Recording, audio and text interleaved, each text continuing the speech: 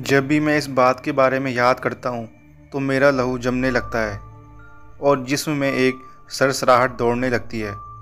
मुझे पहाड़ हमेशा से ही पसंद रहे हैं, इसलिए जैसे ही मेरा तबादला पहाड़ी इलाके में हुआ तो सबसे पहले मैंने अपने लिए एक घर देखना शुरू कर दिया।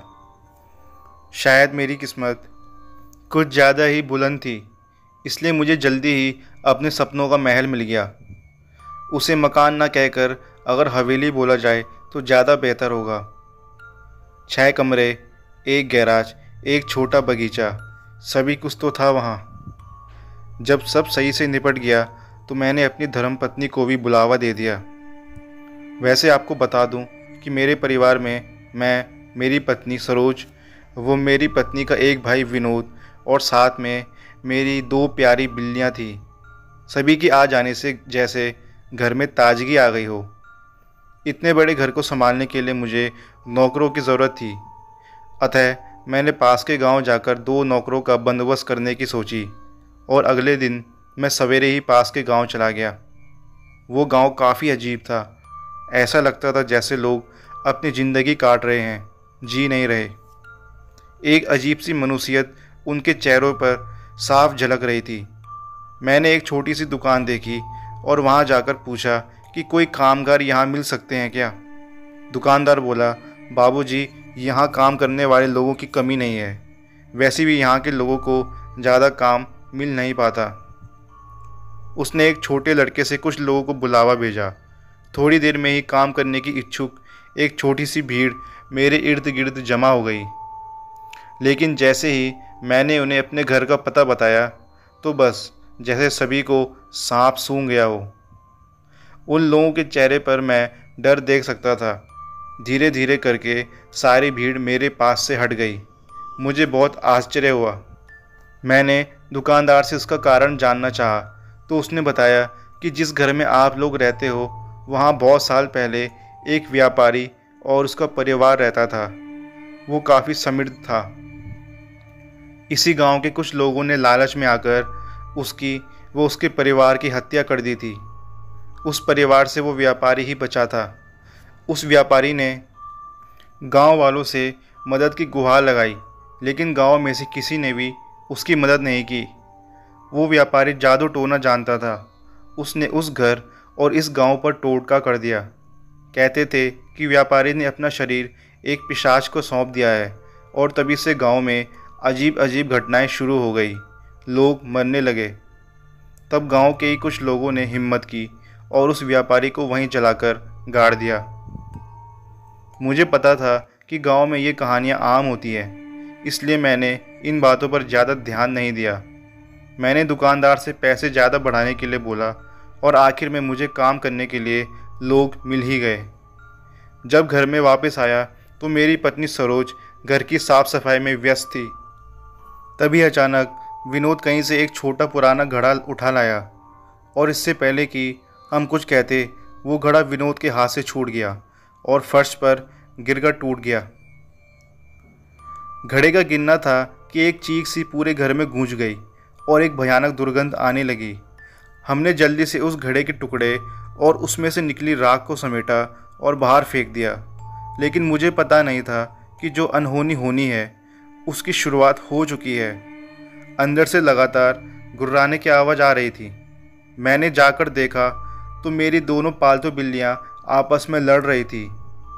ये बहुत अप्रत्याशित था क्योंकि आज से पहले मैंने उन्हें लड़ते हुए नहीं देखा था। लड़ते लड़ते दोनों आसपास घूमने लगी जैसे कि कुछ ढूंढ रही हो। तभी अचानक दरवाजे पर तेज़ आवाज़ हुई और फिर धीरे धीरे सभी खिड़की दरवाजे तेज़ आवाज़ में बजने लगे। मैं भागकर बाहर आया और देखा कि एक भयंकर तूफान आ रहा है। ऐसा तूफान मैंने अपने पूरे जीवन में नहीं देखा था। ऐसा लगता था जैसे कि तूफान सब कुछ उड़ा ले जाएगा। खिड़की दरवाजे अभी भी भयानक आवाज़ में बज रहे थे। मेरी दोनों बिल्लियां अभी भी गुर्राती हुई आसपास के दरवाज़ों पर अपने पंजे मार रही थी। सरोज और विनोद भी अंदर आ चुके थे। क्या भयावह मौसम है, मेरी पत्नी सरोज ने कहा। विनोद भी काफ़ी डरा और सहमा हुआ था। बचपन से ही विनोद बोलने और सुनने में असमर्थ था। विनोद बार बार खिड़की से बाहर देख रहा था और डर रहा था। मैंने उससे इशारों में पूछा तो उसने खिड़की के बाहर की तरफ इशारा किया। मैंने खिड़की की तरफ देखा तो ओह मेरे भगवान, मुझे अपनी आंखों पर भरोसा नहीं हुआ। एक कपड़े में लिपटा हुआ इंसान पेड़ के सहारे टिका हुआ था। तूफान में उसका सफ़ेद कपड़ा लहरा रहा था। तभी अचानक बिजली गिरी और मेरे देखते ही देखते सब धुआं हो गया। मैं सभी के साथ हॉल में आ गया और तूफान थमने की प्रतीक्षा करने लगा। आखिरकार तूफान थम गया। मैं सीधा बाहर उस पेड़ की तरफ गया जहाँ पर मैंने वो कपड़े में लिपटा इंसान देखा था। उस पेड़ के पास ऐसा कुछ भी मुझे दिखाई नहीं दिया। मैंने सोचा कि हो सकता है कि ये मेरी आंखों का वहम हो, लेकिन तभी मैंने वहाँ एक जला हुआ सफ़ेद कपड़ा देखा। मुझे समझ नहीं आ रहा था कि ये सब एक वहम है या हकीकत है। मैं वापस घर आया तो एक और नई घटना मेरे सामने थी। किसी ने हमारे शयन कक्ष का सारा सामान उलट पलट दिया था। सारा सामान बिखरा पड़ा था। सरोज ये सब देखकर रोने लगी और कहने लगी कि ये घर मनहूस है, ज़रूर इस घर में कुछ बुरा है। लेकिन मैं इन सब बातों पर यकीन नहीं करता था। मुझे लगता था कि गांव वाले नहीं चाहते कि कोई भी यहाँ रहे, इसलिए ये प्रपंच कर रहे हैं। उस रात हमने हॉल में सोने का फैसला किया। शाम होते होते एक धुंध सी चारों तरफ फैलने लगी। उस धुंध में एक अलग ही तरह की गंध थी। रात को काफ़ी देर में मुझे नींद आई। अचानक एक चीख से मेरी नींद टूट गई। मैंने देखा कि विनोद काफ़ी घबराया हुआ था और उसी खिड़की की तरफ देखते हुए बोला कि वो आ रहा है। मुझे बहुत आश्चर्य हुआ कि जिस इंसान ने कभी ज़िंदगी में कोई शब्द नहीं बोला, वो आज इतना स्पष्ट कैसे बोल रहा है।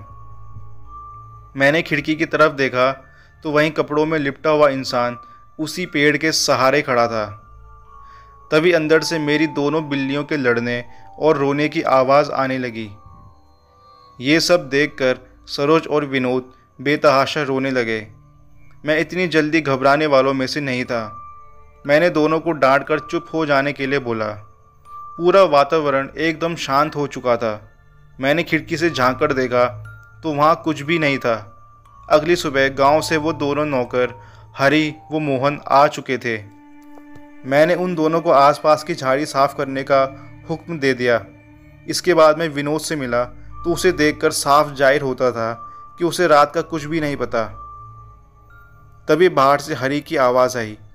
वो मुझे कुछ दिखाना चाहता था।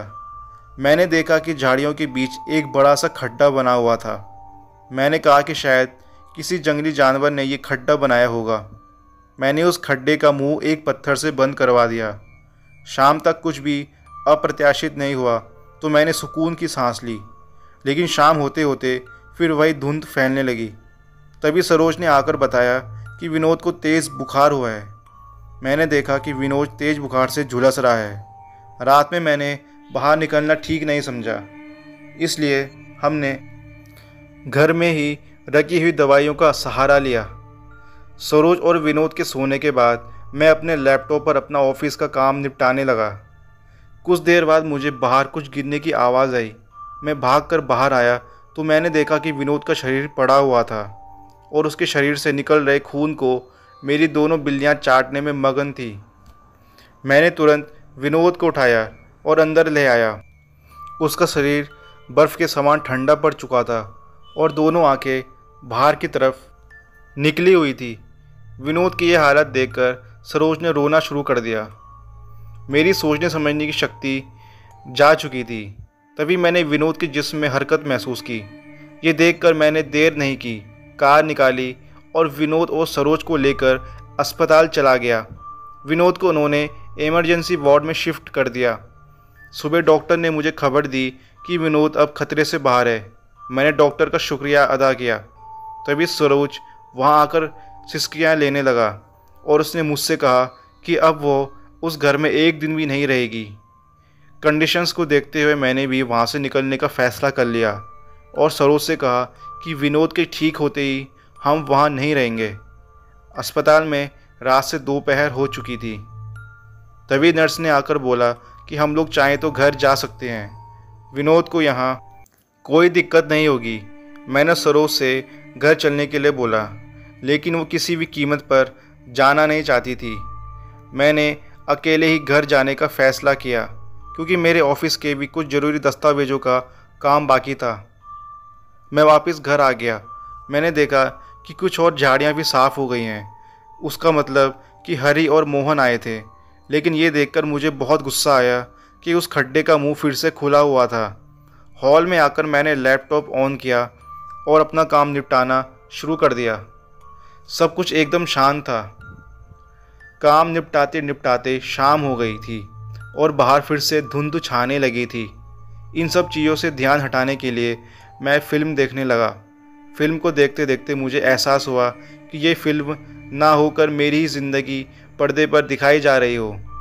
थोड़ी ही देर में फ़िल्म में वो सीन भी आ गया जिसमें किरदार टीवी के सामने बैठा था। मैं फ़िल्म को और भी गौर से देखने लगा। मैं ये जानने के लिए उत्सुक था कि आगे क्या होता है। तभी फ़िल्म में बिजली कड़कने के साथ बारिश होने लगती है और मुझे यकीन नहीं हुआ। मैंने देखा कि बाहर एक ज़ोरदार आवाज़ के साथ बिजली कड़कने लगी और उसके साथ ही बारिश की बूंदों के गिरने की आवाज़ भी साफ सुनाई पड़ने लगी। उसके बाद फ़िल्म में कोई दरवाजे को तोड़ने की कोशिश कर रहा था और तभी एक तेज़ आवाज़ के साथ टीवी बंद हो गया। मुझ में बहुत हिम्मत थी और मैं जल्दी घबराने वालों में से नहीं था। तभी मैंने एक ज़ोरदार आवाज़ सुनी। शायद कोई दरवाजे को तोड़ना चाहता था। ये बिल्कुल ऐसा ही था जैसे फ़िल्म में देखा था। और तभी एक आवाज़ के साथ दरवाज़ा टूटने की आवाज़ आई। मेरी हालत ऐसी हो चुकी थी जैसे मेरे शरीर से सारी ताकत निचोड़ ली हो। बाहर जो भी था वो अंदर आ चुका था। मैं उसके सरकने की आवाज़ सुन सकता था। वो धीरे धीरे हर कमरे के दरवाजे को तोड़ रहा था। शायद उसे मेरी ही तलाश थी।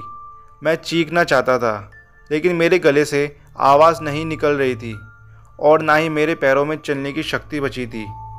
लगता था कि किसी ने मुझे उस कुर्सी से बांध दिया हो। वो आवाज़ें धीरे धीरे पास आती जा रही थी। अब मैं उसकी सांसों की आवाज़ भी सुन सकता था। मैंने कुर्सी से उठकर भागने के लिए अपनी पूरी शक्ति लगा दी और मैं कुर्सी से नीचे जा गिरा। मेरी गिरने की आवाज़ से उसे शायद ये एहसास हो गया था कि मैं कहाँ हूँ और मैंने देखा कि कोई है जो मेरे कमरे के दरवाजे को खोलने की कोशिश कर रहा है। मेरे आंखों से आंसू निकल रहे थे और मैं वहाँ से सरक कर निकलने के लिए अपनी पूरी कोशिश कर रहा था कि तभी तेज़ आवाज़ के साथ मेरे कमरे का दरवाज़ा टूटकर दूर जा पड़ा और वो दरवाज़ा तोड़कर अंदर आ चुका था। मैं नहीं जानता कि वो इंसान था या जानवर। उसकी लंबाई तकरीबन 8 फीट रही होगी। उसका अधिकतर जिस्म बालों से ढका था। अपने बड़े और विशाल नाखूनों को आगे किए वो धीरे धीरे मेरी तरफ बढ़ रहा था। मुझे ऐसा एहसास हो रहा था कि जैसे मुझे लकवा मार गया हो। एक पल को लगा कि मैं अब नहीं बच पाऊंगा, लेकिन तभी किसी बाहर से बंदूक चलने की आवाज़ आई। बंदूक की गोली अवश्य ही उस जानवर को लगी थी, इसलिए वो तुरंत वहाँ से भाग खड़ा हुआ। उसके साथ ही हरी और मोहन दोनों अंदर आ गए। हरी ने मुझे सहारा देकर उठाया। आप ठीक तो हैं? हरी ने मुझसे पूछा। मेरी हलक से आवाज़ नहीं निकल पा रही थी। तभी मोहन ने मुझे पानी लेकर दिया। पानी पीकर मुझ में कुछ हिम्मत आई। बाहर कुछ और लोग भी थे। हमें उसे ढूंढना होगा। वो ज़्यादा दूर नहीं गया होगा। उसके खून के निशान भी यहाँ है, हरी ने कहा और ये कहकर वो बाहर निकल गया। मोहन ने मुझसे कहा कि मुझे थोड़ा आराम कर लेना चाहिए, लेकिन मैंने मना कर दिया। अब मैं भी इस मुहिम का हिस्सा बनना चाहता था। हम सब बाहर निकलकर उसे ढूंढने लगे। उसके शरीर से निकले खून के धब्बे भी एक जगह आकर ख़त्म हो गए थे। उसे यहीं आसपास होना चाहिए था, मोहन ने कहा। मुझे बार बार यही एहसास हो रहा था कि वो कहीं आसपास ही है। ढूंढते हुए मैं उसी खड्डे के पास पहुंच गया। मैंने वहां पर वैसी ही दुर्गंध महसूस की जैसे ही मैं घर के अंदर महसूस करता था। मेरे पास एक तेज़ रोशनी करने वाली टॉर्च थी। मैं उसके द्वारा उस खड्डे में देखने की कोशिश करने लगा। तभी अचानक अंदर से 2 हाथ निकले और उन्होंने मुझे अंदर घसीटना शुरू कर दिया। मैं सहायता के लिए चिल्लाने लगा। मैं उसके हाथों से बचने की भरसक कोशिश कर रहा था। इतने में ही मेरी चीख सुनकर हरी और मोहन वहाँ पहुँच गए। अचानक उन हाथों की पकड़ कुछ कम हो गई, लेकिन मैं खुद को संभाल नहीं सका और उस खड्डे में जा गिरा। आप घबराना मत, हम नीचे आ रहे हैं, ऊपर से हरी और मोहन बोले। ये अच्छा था कि मेरी टॉर्च मेरे पास थी। मैंने टॉर्च से आसपास देखना शुरू किया। वो एक पुराना तहखाना था। मैं हिम्मत करके धीरे धीरे आगे बढ़ने लगा। पीछे से बाकी लोग भी वहाँ आ गए। मेरा दिल किसी भी अनहोनी को सोचकर तेजी से धड़क रहा था। वो सुरंगनुमा तहखाना अंदर से बहुत बड़ा था। जैसे जैसे हम आगे बढ़ रहे थे वैसे वैसे दुर्गंध बढ़ती ही जा रही थी। सुरंग में जहाँ तहाँ जानवरों के अवशेष पड़े थे। आखिर में वो तहखाना एक बड़े से हॉल के कमरे जैसी जगह पर आकर ख़त्म हो गया। हमारी उम्मीद के विपरीत हमें वहाँ कुछ भी दिखाई नहीं दिया। हम वहाँ से निकल ही रहे थे कि मोहन ठोकर खाकर गिर पड़ा। ज़रूर यहाँ कुछ छुपा हुआ है, मोहन बोला। हमने फर्श पर टटोल कर देखा और हमें एक जगह वो उभार मिल गया। ये एक बड़ी लोहे की चादर थी। जैसे ही हमने उसे सरकाया तो एक पल के लिए मेरे दिल की धड़कन जैसे रुक सी गई हो। वो विशाल दानव वहाँ इस तरह से लेटा था जैसे कि कोई मूर्ति हो। एक कुल्हाड़ी उसके दोनों हाथों में फंसी हुई थी। मैंने इसी पर ही गोली चलाई थी, हरी बोला। लेकिन ऐसे लगता है कि ये यहाँ पर सालों से पड़ा हो, मोहन बोला। तभी मैंने देखा उसके बाएं कंधे पर एक सुराख जिस पर अभी भी खून जमा हुआ था। मैंने इशारों में बाकी लोगों को ये दिखाया। इसे अभी के अभी जलाना होगा, हरी ने कहा। हमें कुछ लकड़ियाँ इकट्ठी करनी होंगी, लेकिन इससे ऐसे भी नहीं छोड़ा जा सकता है, मैंने कहा। आखिर में हम 4 लोग वहीं रुके और बाकी लोग लकड़ियाँ इकट्ठे करने चले गए। हमें आसपास भी देखना चाहिए, शायद कुछ काम का सामान मिल जाए, मोहन ने कहा। हम आसपास देखने लगे कि तभी उस मुर्दे में कहाँ से जान आ गई और उसने एक ही बारी में हमारे साथ के एक व्यक्ति को एक ही बार में 2 हिस्सों में काट दिया। यहाँ से भागो, अपनी जान बचाओ, मैं चिल्लाया। हम तेज़ी से चिल्लाते हुए भागने लगे। वो बिल्कुल हमारे पीछे था। मेरी किस्मत अच्छी थी कि मैं उस खड्डे से निकलने में कामयाब हो गया। मेरे ही पीछे मोहन आ गया, लेकिन शायद हमसे पीछे वाले की किस्मत इतनी अच्छी नहीं थी। एक ही झटके में उस दानव ने उसे भी कुल्हाड़ी से ख़त्म कर दिया। अब वो खड्डे से बाहर आ चुका था। उसकी आंखें लाल अंगारों के समान दहक रही थी। लेकिन इस बार हम भी तैयार थे। एक तरफ से मोहन ने उस पर जलती हुई मशाल फेंकी। बड़े बड़े बालों की वजह से उस दानव में एकदम आग लग गई। उसने मोहन पर कुल्हाड़ी फेंक कर मारी, लेकिन मोहन सावधान था। उसने अपना बचाव कर लिया था। बस हम लोग मशालों के साथ उस पर झपट पड़े और उसे जला दिया। उसकी चीखें वातावरण को भयानक बना रही थी और आखिर में चीखों के साथ वो ज़मीन पर आ गिरा और कुछ ही समय बाद वो राख में बदल गया। उसके ख़त्म होते ही सभी ने सुकून की सांस ली। तो दोस्तों, ये थी आज की कहानी। उम्मीद है आपको ये कहानी पसंद आई होगी। तो मिलते हैं आपको अगली वीडियो में।